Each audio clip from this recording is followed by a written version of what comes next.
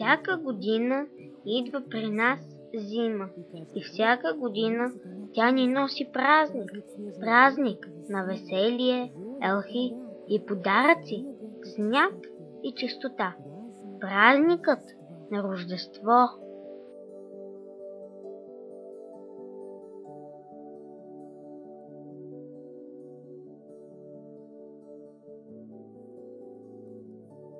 Това се случило преди около 2000 години.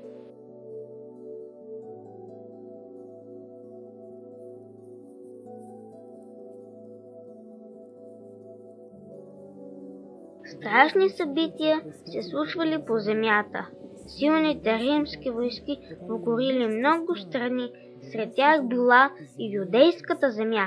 И решил римският император да разбере колко са неговите поданици.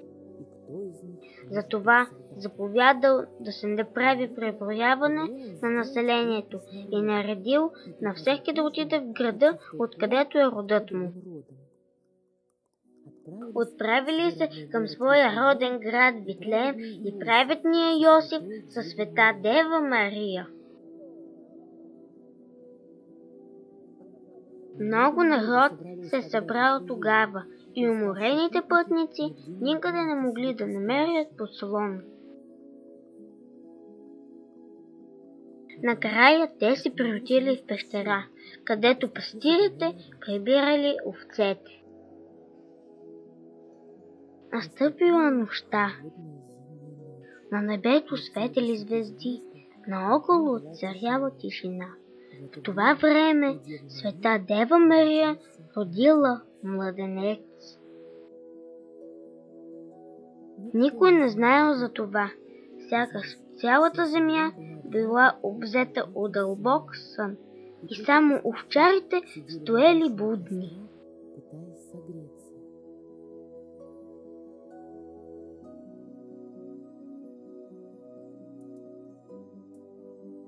Изведнъж засияла ярка светлина.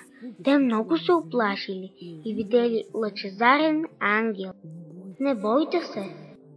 Ето, благовестя ви голяма радост, която ще бъде за всички човеци. Днес ни се роди Спасител, който е Христос Господ. И ето ви знак, ще намерите младенец, повит в пелени и лежащ в ясли. В този миг се явили многочислени небесни воинства, които славили Господа.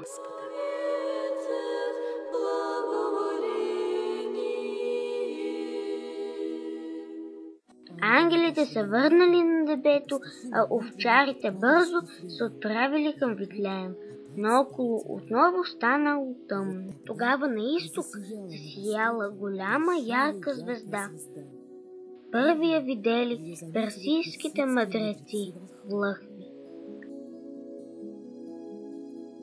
Те прочели в пророческите книги, че трябвало да се роди Спасител на света и виждайки на небето новата звезда, разбрали, че древното предсказание се сбъдва и решили да тръгнат след нея.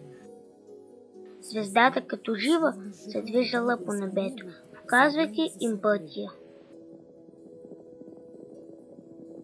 И ги довела във Витлеем и спряла на мястото, където бил младенецът Христос. Зарадвани влъхвите влезли в дома, паднали пред младенеца на колене и му се поклонили, а после му принесли в дар скъпоценни съкровища – злато, ливан и смирна.